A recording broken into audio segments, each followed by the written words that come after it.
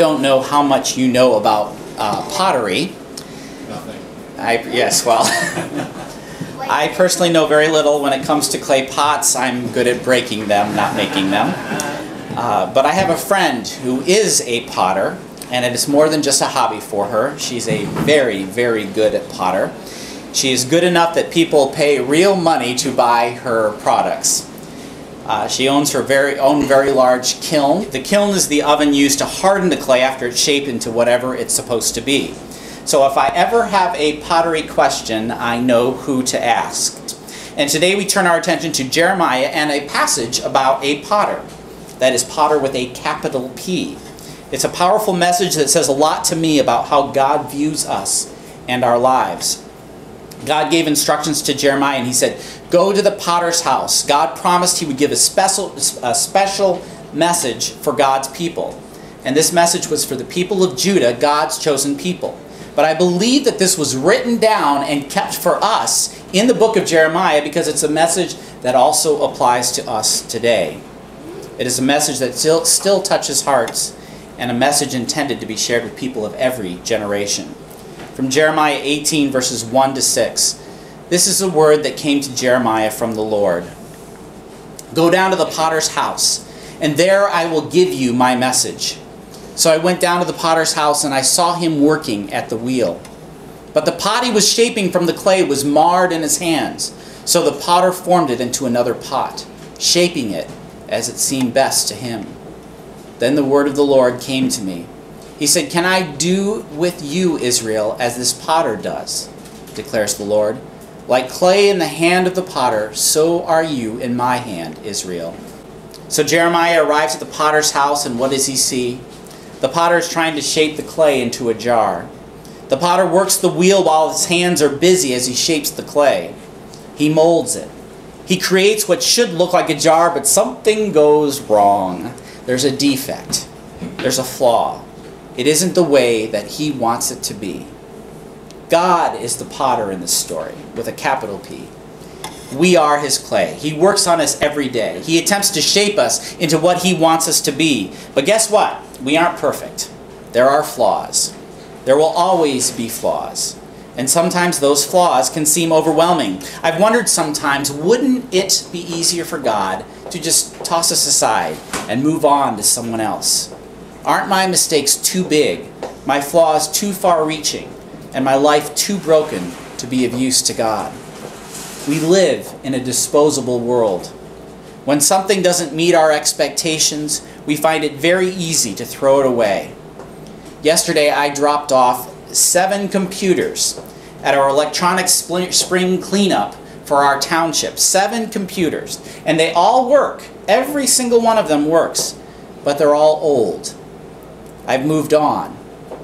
Those computers don't help me anymore. The computers don't help me in my life. So I have disposed of them. I've gotten rid of them. Doesn't God look at us and think, man, I have tried so hard with this guy. I have tried so hard and he keeps messing up. Why not move on? Why do I keep working on this guy? And that, from my perspective, and that's what I'm thinking, because what do we do with things? When it doesn't work, there's a point where you give up. I've had this old, it's not old, it's relatively new LED TV. And one day, last fall, it stopped working. And I let it sit for a while because I figured if it sits for a while and then I turn it back on, it'll work again. I turned it back on, didn't work. So I left it sit for another month or so, turned it back on again. The little blue light comes on, but no picture on the screen. And it was driving me crazy. I didn't spend a whole lot on the TV, so I wasn't too concerned about it. And it wasn't a TV that I use all the time, but I was determined to get this TV to work. So a few weeks ago, when I heard about the electronics cleanup, I thought I better try this TV again, because if it's not going to work, guess what I'm going to do with it? So I took it into the barn and I opened up the back and I looked for fuses, because I figured there's got to be a fuse that's bad somewhere. And all the fuses were fine, everything was fine. I hit it a couple times, shook some things, moved some stuff around, made it look like I knew what I was doing. And then I closed the back up and I plugged it in and nothing happened. So guess where the TV is now?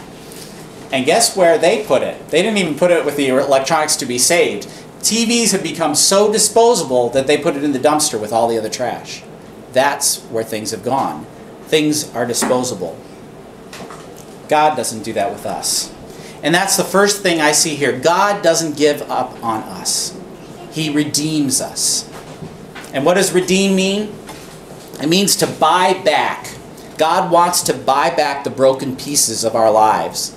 He wants to buy back those things which seem unredeemable. TV, computers, they were unredeemable to me, but we are not unredeemable to God. A student in art school tells the true story of taking first-year ceramics. She was in her 20s and there was an older gentleman in the class. He was making a bowl, but he sort of misjudged the amount of clay to use to make the bowl. It turned out very big, about 16 inches across, and had a very heavy base. So it was time for the professor to critique the class, and he's walking among the tables looking at all the projects. And when he got to the older man looked at the professor and said, "What am I going to do with this? What am I going to do with this? It's huge." Without cracking a smile, the professor said, "Fill it full of cement, attach a chain to it, and use it as a boat anchor." Well, everyone sat silently as the old man pondered the words of the professor. Everybody assumed that the professor was joking. The next week when he came to class, the older man announced, "You know, I took your idea, I tried it out, and guess what? That boat anchor really does work." The bowl was redeemed. It was brought back, repurposed. It was made new. From then on, they said the students in the class began to refer to anything that seemed to be too heavy or unusable as a boat anchor. Redeem. Let God buy back the broken pieces. It doesn't matter what we've done. He wants to buy us back. Of course, we might think the debt is too big, but Jesus paid it all. He paid the debt necessary for our salvation, and He paid the debt necessary for our redemption. Right now, there's a lot of despair in this corner of Ohio. We're losing teenagers to suicide. It happened again last week in my school district, but we are not alone. There are so many out there who think that life isn't worth a thing. They feel like they aren't worth a thing. They feel like no one would miss them if they were gone. Of course, I know someone who cares even more. I know someone who redeems the broken, who loves the lost, who will buy back the broken pieces. I know someone who will love us when we feel unloved, and I know someone who will love us when we feel friendless. The potter doesn't throw away the mass of clay in front of them. The potter squashes the clay back into a big lump and begins again. He redeems it and He repairs it. God doesn't throw us away. He wants to turn us into something He can use, something worthwhile, something that can help advance His kingdom, and that is each of us. God is a great recycler. Yesterday, as I said, my computers didn't go straight into the dumpster with the rest of the trash. My TV did, but the computers did not. They were taken to a building where they were going to be used for other purposes. Those computers that work the best will be taken and given to students who can use them. Students in need. They are being redeemed and repaired. Even the others are going to be used. They're going to be stripped for parts. It's sort of like a computer organ donation being given to other computers.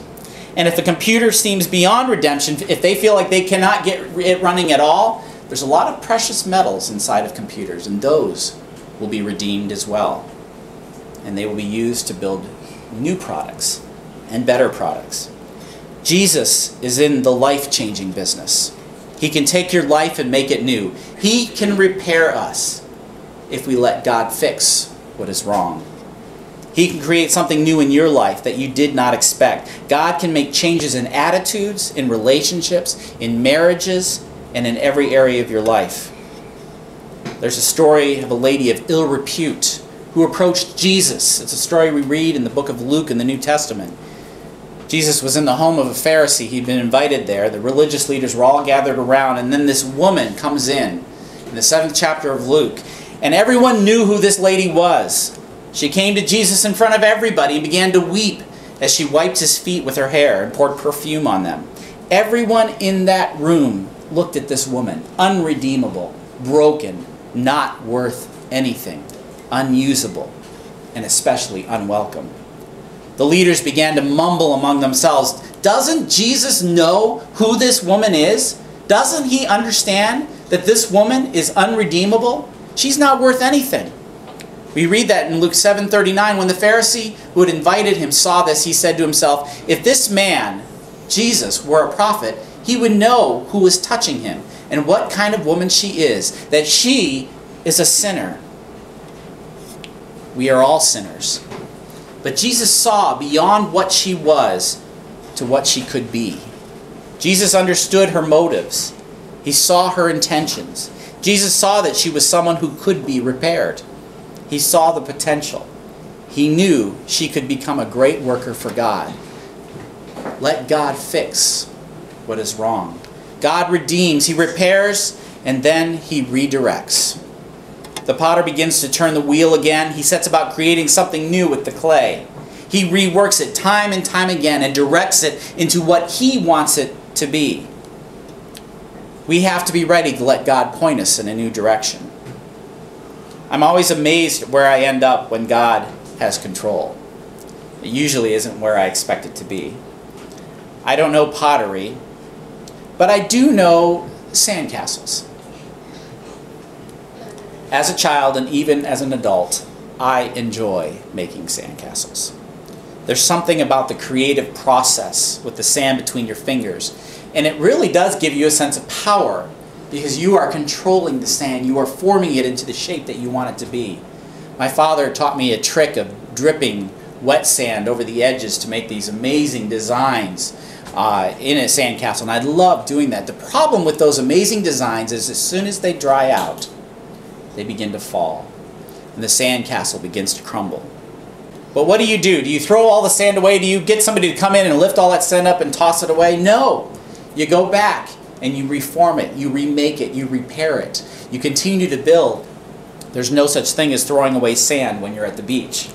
It's there to be used. It doesn't go anywhere. It's going to stay right there. But there's something else I love about building sandcastles, especially when you're returning to the same beach. Overnight, when you come back the next morning, the sandcastle's gone. It's been washed away by the waves. The same sand is there, the same sand that was there before. But now you have the opportunity to start all over. And that's what God does with us. God starts all over. When we surrender ourselves to God, He can make something bigger and better with us. And it's always amazing on that second day at the beach. My sandcastles look even more impressive on the second day. When we surrender ourselves to God, He can do the same with us. He can make something bigger and better. And the one thing that I know through it all, that no matter what happens, I'm still in God's hands. And He's ready if we are ready. When we're ruined and broken, God is there to redeem and repair. When we think we've blown it, God can take control and make us something new. When we think we've lost our second chance, God is ready to give us another. My prayer is that God will rebuild the sandcastle of my life and rebuild the sandcastle of your life. It will be bigger and better than we ever dreamed when we surrender and give it to Him. Growing up, we used to sing this hymn in our Southern Baptist church. It felt like every single Sunday. But looking back, I look back at this song very fondly. And the words are, have thine own way, Lord, have thine own way. Thou art the potter, I am the clay. Mold me and make me after thy will, while I am waiting, yielded and still. God is truly the potter. He stands before us, ready to mold us into what He wants us to be. And when we mess up, when there becomes a flaw, when there's something there that shouldn't be there, when we sin, just like Jesus and the woman weeping, pouring perfume over His feet, Jesus saw the potential. Jesus knew that there were flaws. Jesus knew they were there. But Jesus knew that this woman could be repaired, that this woman could start again, that she could be redirected. Jesus doesn't give up on us. He's there for us at all times. And so when we have the sandcastles in our lives, we know that God can do amazing things if we just allow Him to take control.